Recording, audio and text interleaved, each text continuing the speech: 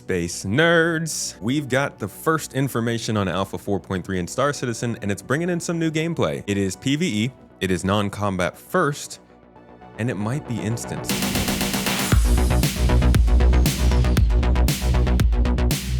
These new gameplay sessions are going to take place in underground facilities.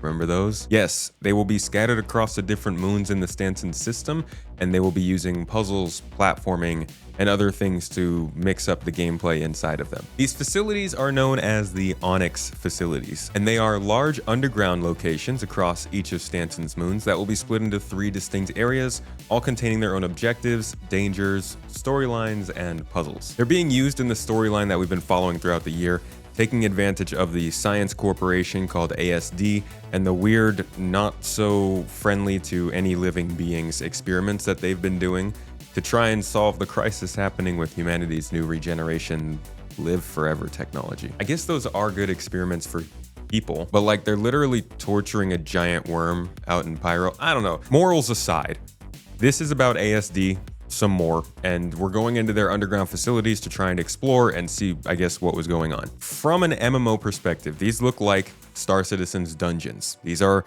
the raids that we're going to be running as solos or as groups that you go inside of, and you do different types of gameplay, not just combat. In fact, this sounds like it's going to be more about fauna and environmental storytelling than actually having NPC characters in there. They are going to be narrative, probably mostly linear, and built with a decent chunk of time in mind, so you'll have to prep for them pretty well because you're going in for an actual expedition as opposed to just doing these bunker runs. Most importantly of these locations though, I believe they are instanced. I think these are the first test case of real gameplay in an instanced location. I made a video about this stuff a couple weeks ago over on Space Tomato 2, the second channel, where we talked about their plans for Area 18 and the dungeons they'd have under there. But it doesn't look like that's going to be their first practice. I think this could be it just because it makes sense for underground facilities to be cut off from the rest of the world. But where did they come from? Well, remember distribution centers, which were supposed to bring in all kinds of gameplay? Yes, well, before that, they were underground facilities, which were also supposed to bring in all forms of gameplay. There is a whole lower section to the distribution centers that we haven't gotten in game yet.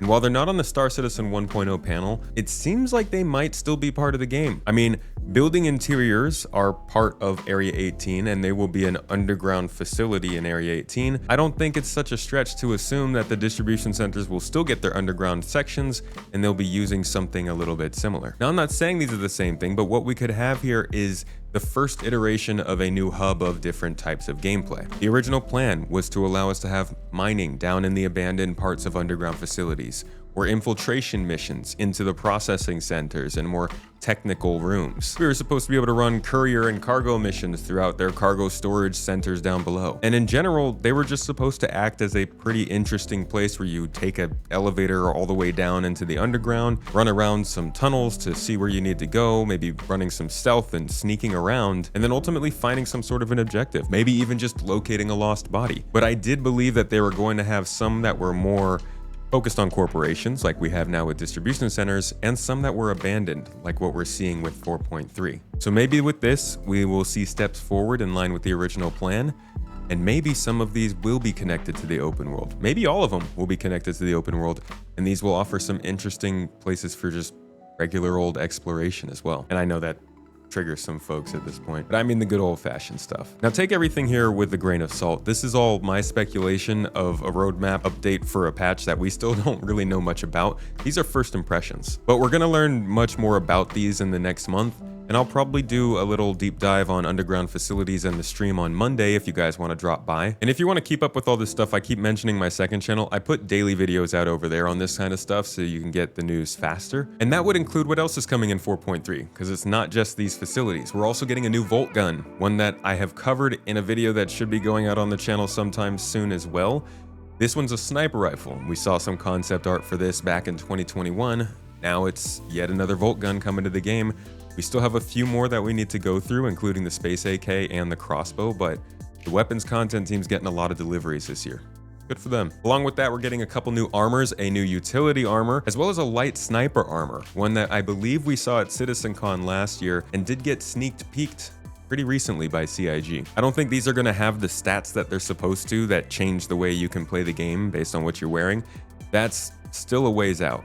But I do think that these armors are all built with that system in mind. I think that once we do see scanning and FPS radar coming online, this sniper armor will probably react to it differently than the others, but they probably won't be active right now. We're also going to be seeing better control on ladders, which is one that was shown off back at CitizenCon 2023. This will be good because right now you can't even decide if you want to get off a ladder midpoint. You just all the way up or all the way down.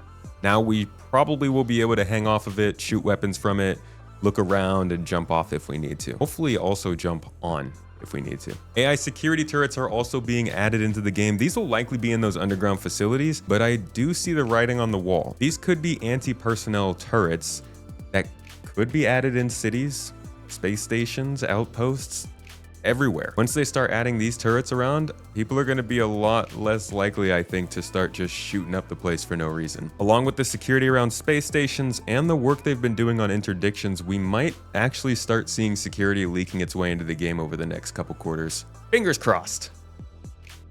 That is what we know about for 4.3 though, folks, and there's going to be more over the next month, I can almost guarantee it.